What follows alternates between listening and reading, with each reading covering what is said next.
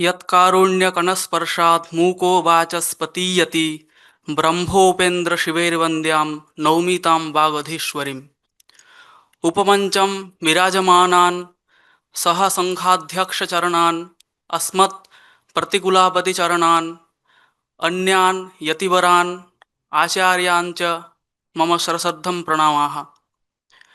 अद्य स्वतन्त्रता संग्रामिणः वीरस्य क्षुदिराम बोस् इत्यस्य अपि प्रयाणदिवसः अस्ति। अतः तमपि सश्रद्धं प्रणम्य नैषधीयचरित महाकाव्यपरिचयः इति विषयमादाय अहं समासेन किञ्चित् वच्मि।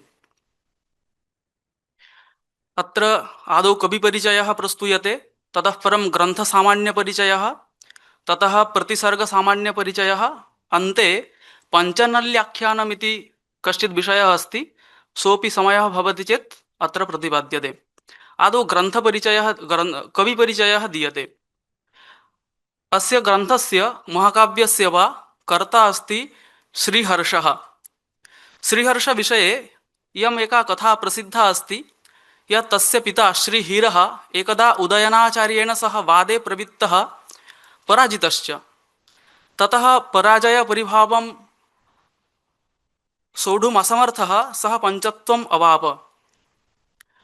पञ्चत्वप्राप्तेः पूर्वं सः श्रीहर्षम् अवदत् यत् न्यायसिद्धान्तानां खण्डनं भवान् करोतु इति।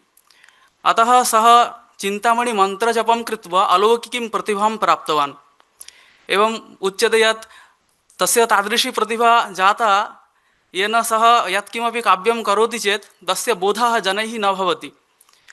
ततः स्वप्रतिभां न्यूनीकर्तुं सः मध्यरात्रौ शिरसि आर्द्रवस्त्रं संस्थाय निधाय तक्रं पीतवान्।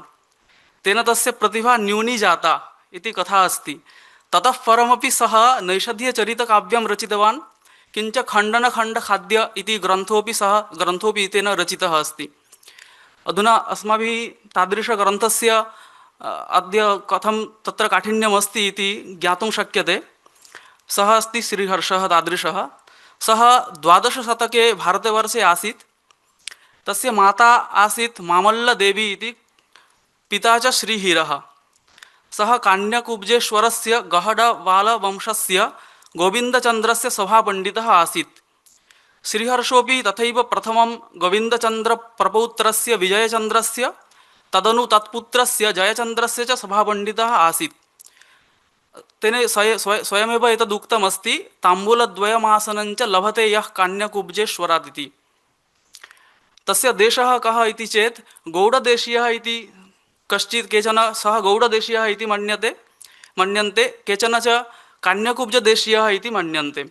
कथम् एवमस्ति इति अग्रे उच्यते किञ्चित्। तस्य काः कृतयः लभ्यन्ते इति चेत् आदौ विजयप्रशस्तिः इति कश्चित् ग्रन्थः राज्ञः विजयचन्द्रस्य स्तुत्यर्थं तेन रचिता अस्ति। ततः गौडर्वीशकुलप्रशस्तिः इति कश्चित् ग्रन्थः रचितः अस्ति। एवं श्रूयते यत् सः न्यायशास्त्रस्य अध्ययनार्थं वङ्गदेशं प्रति आगतवान् एकदा। तदा केनचित् गौडदेशीयेन राज्ञा तस्य सत्कारः विहितः। अतः तस्य राज्ञः स्तुत्यर्थं गौडर्वीशकुलप्रशस्तिः इति ग्रन्थः तेन रचितः अस्ति। ततः नवसहसाङ्कचरितम् इति कश्चित् ग्रन्थः अस्ति। नवसहसाङ्क इति सिन्धुनरेशः कश्चित् आसीत्। तस्य स्तुत्यर्थं सः नवसहसाङ्कचरितम् इति ग्रन्थं रचितवान्। ततः शिवशक्तिसिद्धिः इति शिवशक्त्योः सिद्धिं वर्णनाय इमं ग्रन्थं रचितवान्। छिन्दप्रशस्तिः इति कश्चित् ग्रन्थः अस्ति, कस्यचित् राज्ञः स्तुत्यर्थमेव। ततः परम् अर्णववर्णनम् इति कश्चित् ग्रन्थः अस्ति, समुद्रवर्णनम् इति लभ्यते तत्र। अपि च खण्डनखण्डखाद्यम् इति अस्ति। न्यायसिद्धान्तानां खण्डनाय अयं ग्रन्थः रचितः अस्ति। अपि च काव्यग्रन्थः तस्य भवति नैषधीयचरितं। तस्य परिचयः अधुना प्रस्तूयते। अपरोऽपि कश्चित् ग्रन्थः अस्ति, स्थैर्यविचारप्रशस्तिः इति। स्थैर्यविचारप्रशस्तिः बौद्धानां यः क्षणिकवादः अस्ति तस्य क्षणिकवादस्य खण्डनाय अयं ग्रन्थः रचितः अस्ति। एवं तस्य नवकृतयः प्रसिद्धाः सन्ति, परन्तु अद्यत्वे नैषधीयचरितमिति काव्यं किञ्च खण्डनखण्डखाद्यमिति अयमेव ग्रन्थः प्राप्यते, अन्ये ग्रन्थाः तथा न लभ्यन्ते। ग्रन्थस्य परिचयः सामान्यतया अत्र दीयते। पंचषु महाकाव्येषु इदम् अन्यतमं महाकाव्यं बृहत्त्रय्याम् अन्तर्भवति। तस्य कायं दृष्ट्वा अत्र बृहत्त्रयी मध्ये अस्य पाठः विद्वद्भिः कृतः अस्ति। अत्र पूर्वोत्तरार्धभेदेन विभागः दृश्यते। तत्र पूर्वार्धे 11 सर्गाः, उत्तरार्धे पुनः 11 सर्गाः, एवम् आहत्य 22 सर्गाः सन्ति। साकल्येन 30,800 श्लोकाः सन्ति। शृङ्गारः एव मुख्यः रसः अस्ति। वंशस्थच्छन्दः अस्ति, अपि च वसन्ततिलकादि इति मुख्यं छन्दः अत्र प्राप्यते। मल्लिनाथ विरचिता जीवातु इति मुख्या टीका अस्ति। अत्र कानि पात्राणि इति चेत् नलः नायकः अस्ति, दमयन्ती नायिका अस्ति, वीरसेनः नलपिता, भीमसेनः दमयन्ती पिता, पुष्करः इंद्रः अग्निः यमः वरुणः सरस्वती किंच कलिः, कलिः इत्युक्ते कलिकालः, एतानि पात्राणि अत्र सन्ति। अस्याः कथायाः कः उत्सः इति चेत् आदौ नलोपाख्यानं सूक्ष्मरूपेण शतपथब्राह्मणे, कथासरितसागरे, कुमारपालप्रतिपदे, पद्मपुराणस्य सृष्टिखण्डे, लिङ्गपुराणे, वायुपुराणे, हरिवंशपुराणे, ब्रह्माण्डपुराणे च प्राप्यते। अत्रत्य कथा महाभारतस्य वनपर्वणः स्वीकृता अस्ति। महाभारतस्य वनपर्वणि नलोपाख्यानं प्राप्यते। तत्रैव नैषधीयचरितोक्तकथा वनपर्वणः नलोपाख्यानस्य 52तः 79 अध्यायेषु प्राप्यते। महाभारते नलस्य सम्पूर्णजीवनवृत्तान्तः वर्णितः विद्यते। अत्र केवलं विवाहपर्यन्तः भागः एव वर्णितः अस्ति। महाभारतस्य वनपर्वणि नलोपाख्यानं कथम् आगच्छति इति चेत् अत्रैव लिखितमस्ति।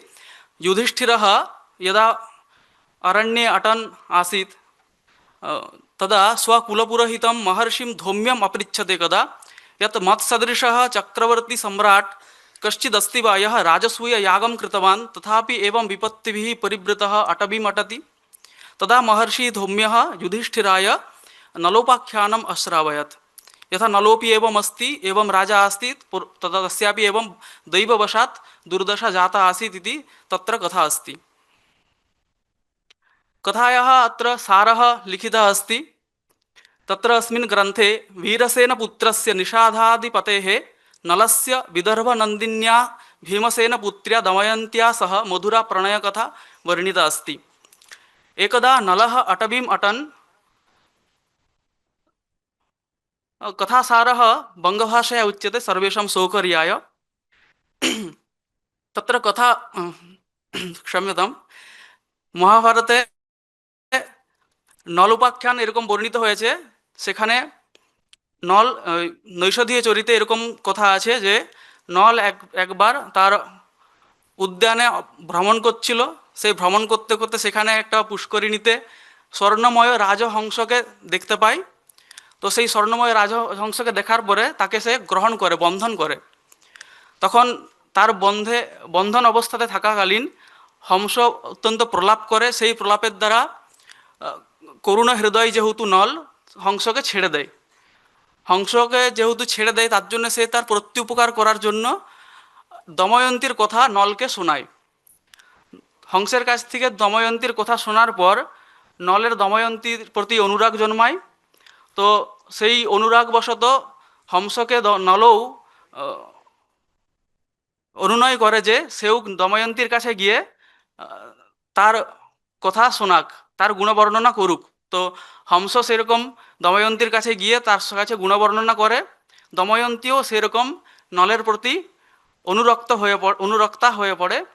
তো সেই কথা এসে হংস আবার নলকে শোনায়। তো এরকম কথা চলছে।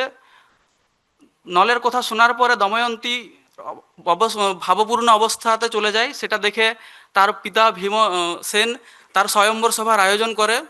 সেই স্বয়ম্বর সভাতে আসার জন্যে ইন্দ্রাদি দেবতারাও সিদ্ধ হন। তো ইন্দ্রাদি দেবতাগণ যখন বুঝতে পারেন যে নলকেই দময়ন্তী প্রতিরূপে বরণ করবে, আমাদেরকে করবে না, তখন তারা চারজন, ইন্দ্র, যম, বরুণ আর অগ্নি, এরা চারজনও তখন নলের রূপ ধারণ করেই সেই সভাতে উপস্থিত হয়। আর তাদের পরিচয় করার জন্য দেবী সরস্বতী উপস্থিত হন।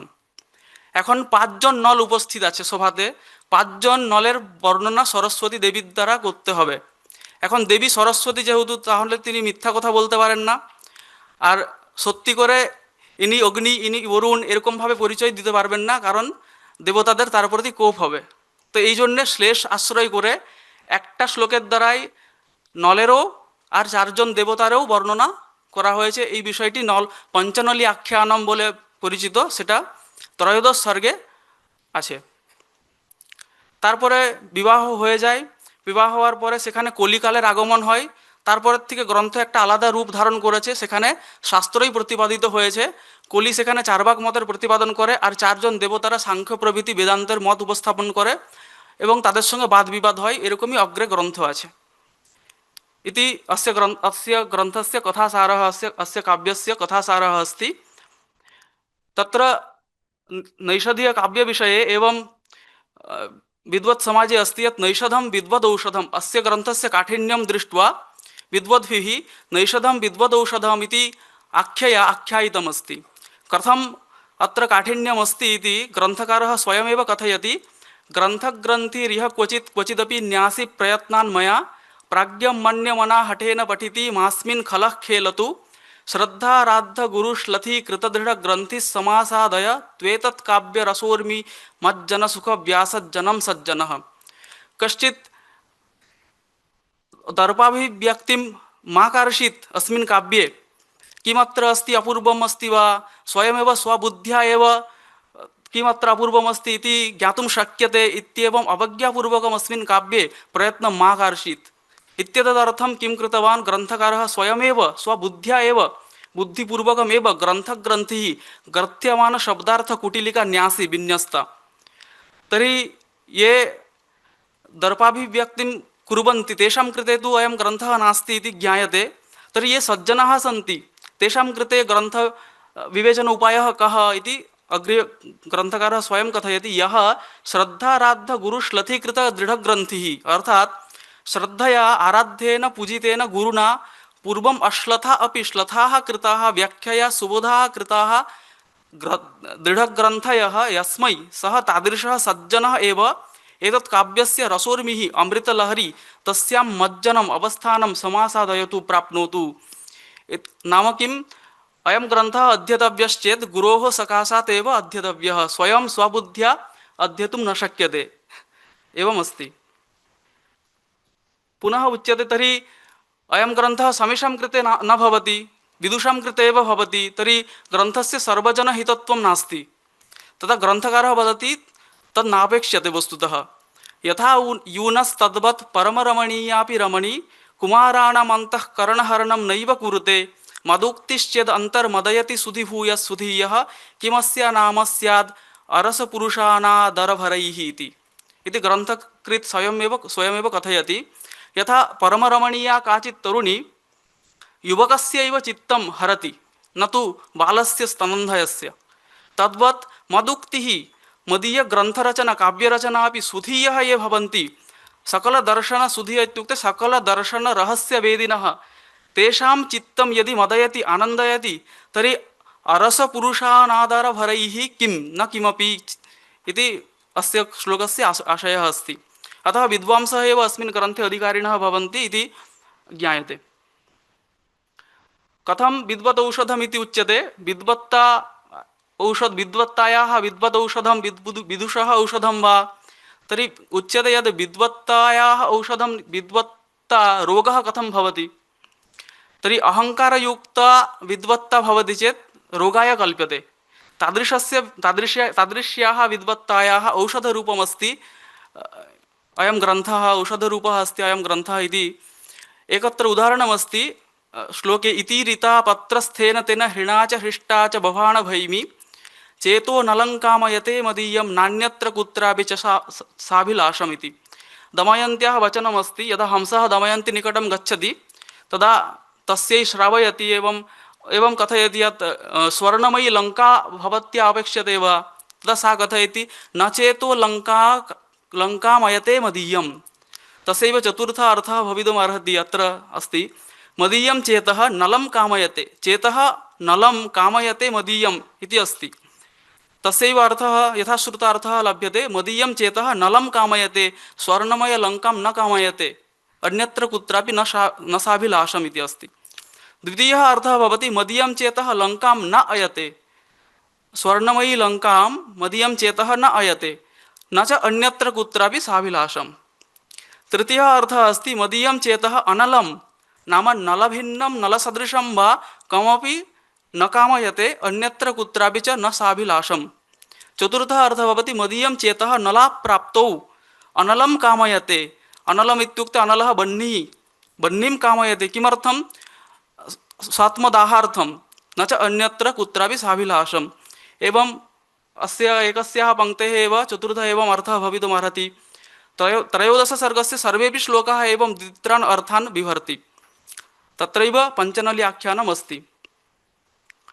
अधुना एकापि अपरा श्रुतिः लभ्यते उदिते नैषधे काव्ये क्व माघः क्व च भारविः इति।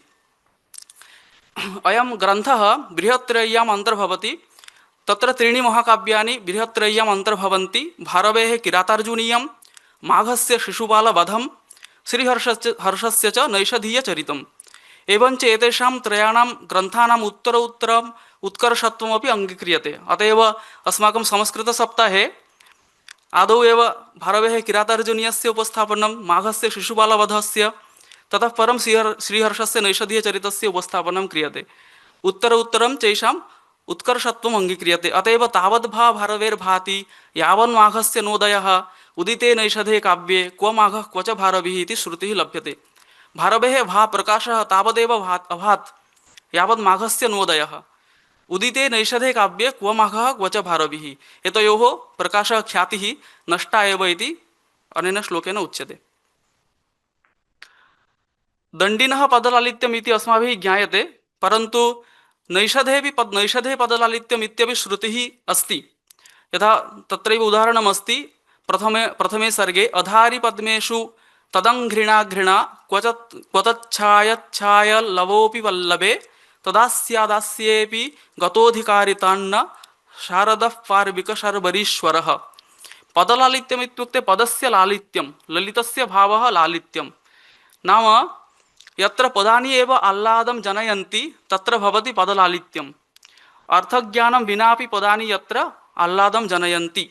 यथा अत्र अस्ति अधारि पद्मेषु तदङ्घृणा घृणा इति पदसारूप्यं दृश्यते। पदसारूप्यम् इव अस्ति, वस्तुतः सारूप्यं नास्ति।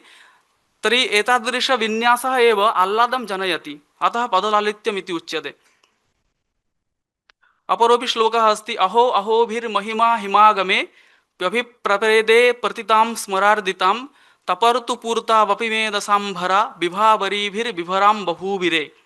अत्र अर्थः न ज्ञायते चेदपि श्लोकश्रवणेन पठनेन वा आनन्दः भवति इति अत्र पदलालित्यम् अस्ति।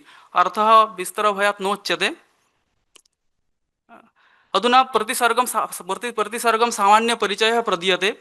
तत्र प्रथमसर्गे एव उपवने अटतः नलस्य सुरतक्लान्तस्वर्णमय हंसदर्शनं, तस्य हंसस्य बन्धनं, किञ्च विलपनमूर्छितस्य हंसस्य नलाश्रुधाराभिः चेतनप्राप्तिः। तस्य विलापं दृष्ट्वा नलः क्रन्दनम् अकरोत्। क्रन्दितेन अश्रुधारया एव सः हंसः चेतनां प्राप्तवान् इति वर्णितः अस्ति। एवं करुणवशीभूतेन नलेन हंसस्य त्यागः भवति।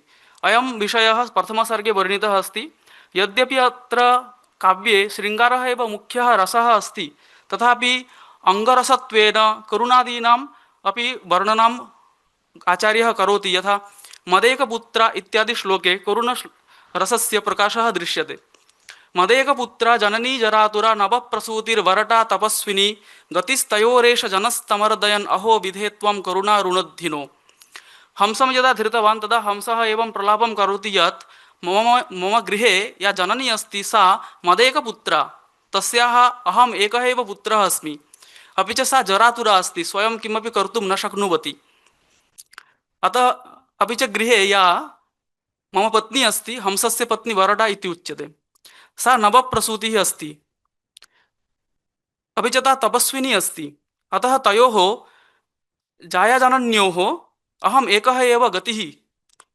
अतः माम् अर्दयन् भवान् पीडां ददाति, अतः त्वां करुणां न रुणद्धि किम् इति प्रलापं करोति।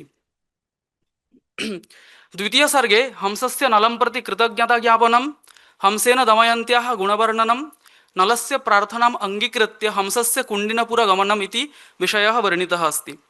तृतीय सर्गे दमयन्ती सविधे नलस्य गुणवर्णनं, नलगुणश्रवणेन दमयन्त्याः तस्मिन् अनुरागः, हंसस्य नलसमीप प्रत्यागमनम्, अयं विषयः तृतीय सर्गे उपस्थापितः अस्ति। चतुर्थे सर्गे दमयन्त्याः भाववर्णनं, कामार्थं दमयन्तीं दृष्ट्वा भीमसेनेन दमयन्त्याः स्वयंवरनिर्णयः। एवं पंचमसर्गे इन्द्रादिदेवैः नलस्य दूतरूपेण दमयन्ती समीपप्रेषणं, तदर्थञ्च अदृश्यशक्तिप्रदानम्। षष्ठे सर्गे अदृश्यनलः दमयन्ती समीपं गच्छति, तस्याः सौन्दर्यं दृष्ट्वा अभिभूतः भवति। ततः सप्तमे सर्गे दमयन्त्याः अङ्गलावण्यवर्णनं कृतमस्ति। अष्टमसर्गे नलः प्रकटीभूय देवानां सन्देशं दमयन्तीं श्रावयति। अधुना पश्यतु, तस्यापि दमयन्त्याम् अनुरागः अस्ति, परन्तु स्वयं दूतरूपेण प्रेषितः। दूतरूपेण प्रेषितः सनपि सः दूतमर्यादां न त्यजति। अतः इन्द्रादीनाम् आशयमेव वर्णयति। अपि च अन्ते इतः परं नवमे सर्गे तेषु एव अत्रैव अष्टमे सर्गे चतुर्षु देवेषु एकं वरितुम् आग्रहं करोति। स्वयमेव सः नलः आग्रहं करोति यत् इन्द्रादिषु कञ्चन भवान् वरयतु इति। नवमसर्गे नलदमयन्त्योः वार्तालापः देवेषु न कमपि वरिष्यामि इति नलं प्रति दमयन्त्याः सिद्धान्तवचनं। दशमसर्गे स्वयंवरसभायाः वर्णनं, दमयन्त्याः स्वयंवरवर्णनञ्च। द्वादश एकादश सर्गयोः स्वयंवरसभां समागतानां राज्ञां सरस्वतीद्वारा परिचयप्रदानम् इति विषयः उपस्थापितः अस्ति। त्रयोदश सर्गे नलरूपं धृत्वा समागतानाम् इन्द्रादीनां चतुर्णां देवानां नलस्य च श्लेषमुखेन वर्णनम्। चतुर्दश सर्गे देवानां निकटे दमयन्त्याः प्रार्थना, तेषाम् अनुमत्या दमयन्त्या पतित्वेन नलस्य अङ्गीकारः, देवैः आशीर्वादप्रदानञ्च। ततः पंचदश सर्गे नलदमयन्त्योः विवाहप्रस्तुतिः, षोडश सर्गे विवाहसंस्कारस्य वैवाहिकभोजनादीनां च वर्णनम्। अत्रैव वङ्गदेशे प्रसिद्धानां भोजनानां वर्णनं लभ्यते, अत एव सः वङ्गदेशीयः इति केचन वदन्ति। श्वशुरगृहे 6 दिनानि व्यतीत्य नलस्य स्वराजधानीं प्रति प्रत्यागमनम् इति विषयः षोडश सर्गे उपस्थापितः अस्ति। सप्तदश सर्गे देवानां निवृत्तिकाले कलेः आगमनं, कलिकालः तत्र आगच्छति। कलिना चार्वाकदर्शनस्य उपस्थापनं, देवैश्च तदीयसिद्धान्तखण्डनम्। अधुना कलिः क्रुद्धः जातः, ततश्च क्रुद्धस्य कलेः नलाय राज्यच्युतेः दमयन्ती वियोगस्य च शापदानम्।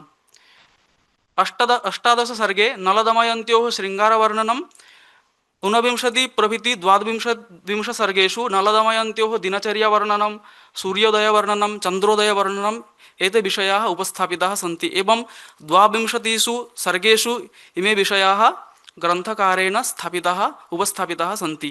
ततः एव त्रयोदश सर्गे पञ्चनल्य आख्यानमिति आरभ्यते। तत्र कथा उक्ता एव अस्ति, इन्द्रादयः देवाः नलरूपं धृत्वा स्वयंवरसभां प्रति समागताः, तेन सह निषधराजः नलः एवं पञ्चनलाः, तेषां परिचयार्थं सरस्वती देवी उपस्थिता। ततश्च इन्द्रादीन् नलत्वेन वर्णयति चेत् देव्याः मिथ्यावचनदोषः भवति। तान् स्वस्वरूपत्वेन वर्णयति चेत् तेषां कोपभाग् स्यात्, अतः श्लेषमुखेन वर्णना अत्र लभ्यते। तस्यैव किञ्चित् उदाहरणम् अत्र प्रस्तूयते। आदौ एव पञ्चभिः श्लोकैः इन्द्रस्य वर्णना कृता अस्ति। तत्र प्रतिश्लोकम् इन्द्रस्यापि अर्थः उपस्थाप्यते, किंच नलस्यापि अर्थः नलरूपस्यापि अर्थस्य उपस्थापनं क्रियते। यथा क्षोणीभृताम् अतूलकर्कश विग्रहाणाम् उद्दाममदर्प हरिकुञ्जकोटिभाजां पक्षच्छिदाम् अयमुदग्रवलो विधाय मग्नं विपज्जलनिधौ जगदुज्जहार इति श्लोकः अस्ति। क्षोणीभृतां, क्षोणीभृत् इत्युक्ते पर्वतः, तेषां क्षोणीभृतां पर्वतानां पक्षच्छिदाम्। आदौ पुराकाले पर्वतानां पक्षः आसीत्, अतः इतस्ततः भ्रमन्ति चेत् जनानां नाशः भवति, अतः इन्द्रः तेषां पर्वतानां पक्षच्छेदं कृतवान्। एवञ्च पक्षच्छिदां विहाय विपज्जलनिधौ, विपद्रूपजलनिधौ जलसमुद्रे मग्नं जगत् उज्जहार उच्चकर्ष इन्द्रः। तत्रैव पर्वतानां विशेषणमस्ति। कीदृशानां पर्वतानाम् इति चेत् अतूलकर्कशविग्रहाणाम्, अत्युच्चकर्कशदेहभाजां, तथा च उद्दामदर्पाणाम्, अत्युद्भटानां, तेषां दर्पः बहु भवति, तथा च उद्दामदर्पाणाम् अत्युद्भटानाम्, अपि च हरिकुञ्जराणां सिंहहस्तीनां कोटिं भजताम्। पर्वते किं भवति, एकस्यां दिशि सिंहाः तिष्ठन्ति, अन्यत्र कुञ्जराः तिष्ठन्ति। एवञ्च सिंहस्य कोटिं कुञ्जराणां च कोटिं भजतां पर्वतानां पक्षच्छिदिं विहाय विपज्जलनिधौ मग्नं जगदुज्जहार इति अनेन ज्ञायते इन्द्रस्यैव वर्णनं करोति। परन्तु अपरोपि अर्थः भवति, येन ज्ञायते यत् अयं श्लोकः नलस्यैव वर्णनाय अस्ति। नलपक्षे कथम् अर्थः अस्ति इति चेत् पश्यन्तु। अतूलकर्कशविग्रहाणाम्, अतुलान् अत्युचान् कर्कान्, कर्कः नाम श्वेतः अश्वः, अतः कर्कान् श्वेताश्वान् श्यन्ति, शो तनुकरण इति धातुः अस्ति, श्यन्ति नाम घातयन्ति, धातूनाम् अनेकार्थत्वं स्वीक्रियते, अतः श्यन्ति घातयन्ति। तादृशशरीरधारीणाम् उद्दामतर्प हरिकुञ्जरकोटिभाजाम्, उद्दामदर्पविशिष्टाः हरयः अश्वाः, हरिशब्दस्य अश्वः इत्यपि अर्थः अस्ति, अतः हरयः अश्वाः। गजाश्च तेषां कटिं भजतां क्षोणीभृतां, क्षोणीभृत् इत्युक्ते वैरी नृपः, क्षोणीपृथिवी क्षोणीभृत् राजा, अत्र प्रकृतौ वैरी नृपाः, तेषां वैरी नृपाणां पक्षच्छेदं विधाय कृत्वा शत्रुकृत आपत्समुद्रे मग्नं जगदुज्जहार उच्चकर्ष। सः कीदृशः इति चेत् उदग्रबलः, उदग्रं बलं सैन्यं यस्य, तस्य सैन्यम् उदग्रम् अस्ति, अतः तादृशनलः जगदुज्जहार इति नलपक्षे अयम् अर्थः अस्ति। एकः एव श्लोकः तेन द्वौ अर्थौ संस्थाप्येते, द्वौ अर्थौ संस्थापयति। इतः परं यमस्य क्षम्यताम् अग्नेः वर्णना भवति, तदर्थं श्लोकः अस्ति। एष प्रतापनिधिरुद्गतिमान् सदायं किन्नाम नार्जितमनेन धनञ्जयेन हेमप्रभूतमधिगच्छ शुचेरमुष्मात् नास्येव कस्यचन भास्वररूपसम्पत्। अग्नेः वर्णनार्थम् अयं श्लोकः सरस्वत्या उच्यते। हे भैमी, एष प्रतापस्य निधिः, अयम् अग्निः प्रतापस्य निधिः अस्ति, प्रकृष्ट उष्णस्पर्शस्थानम् अस्ति। प्रतापस्य निधिः इत्युक्ते प्रकृष्ट उष्णस्पर्शस्थानं। तथा अयं सदा उद्गतिमान्, अग्निः सदा उद्गतिमान् भवति, ऊर्ध्वमेव गच्छति, अतः उद्गतिमान्, ऊर्ध्वगमनयुक्तः। अपि च अनेन धनञ्जयेन, अग्नेः एव अपरं नाम भवति धनञ्जयः, तेन धनञ्जयेन किं नाम न अर्जितं, का संज्ञा न अधिगता, अपि च तस्य सर्वाः अपि संज्ञाः अन्वर्थाः सन्ति। अतएव धनञ्जयत्वात् अस्मात् शुचेः अग्नेः प्रभूतं हेम सुवर्णम् अधिगच्छ प्राप्नोहि इति अग्निपक्षे अस्य वर्णना भवति। नलपक्षेपि अस्य वर्णना एवम् अस्ति। हे भैमी, एष प्रतापनिधिः क्षात्रतेजस्थानं, नलोपि प्रतापस्य निधिः अस्ति, क्षात्रतेजसः स्थानमस्ति। तथा सदा उदयवान्, अस्यापि श्रीः सदा एव वर्धते एव अस्ति, वर्धते एव। अनेन जयेन किन्नाम धनं नार्जितं, किन्तु वैरिणः विजित्य सर्वविध धनम् अर्जितम् इत्यर्थः। अयमपि शत्रून् पराजित्य सर्वविधानि धनानि अर्जितवान् इति कथयति। अस्मात् शुचेः धनार्जनं कथं कृतवान् अयम् इत्युक्ते स्वधर्मोपार्जितद्रव्य, शुचिः इति, तस्मात् शुचिः इति पदं प्रदत्तमस्ति। शुचेः धनार्जन कथं कृतवान् तर्हि स्वधर्म उपार्जितद्रव्यात् शुचेः इत्यस्य अर्थः अस्ति, नाम धनार्जनं सः अधर्म उपायम् अवलम्ब्य न कृतवान्, नाम तस्य निकटे ब्लैक मनी नास्ति इत्यर्थः। एवं धनम अधिगच्छ तस्मात् तादृशशुचेः धनम अधिगच्छ इति अत्र वर्ण्यते। एवं अग्रेपि यमस्य वर्णना अस्ति, ततः वरुणस्य वर्णना अस्ति। एवं क्रमेण यदा भैमी सा दमयन्ती कः नलः इति बोद्धुम् असमर्था भवति, तदा पुनः एकेन श्लोकेन पञ्चानामपि अर्थः अर्थसमन्वयः भवति, तथा उपस्थापयति। तदर्थम् एकः श्लोकः अस्ति, अर्थः अत्र नोपस्थापितः। देवः पतिर्विदुषी नैषधराजगत्या निर्णीयते न किमु न ब्रियते भवत्या नायं नलः खलु तवाति महान् लाभो यद्येन मुज्झसि वरः कतरः परस्ते। अत्र श्लोके पञ्चानामेव अर्थानां समन्वयः कृतः अस्ति। अतः समयाभावात् अत्रैव स्थापयामि। धन्यवादः सर्वेभ्यः।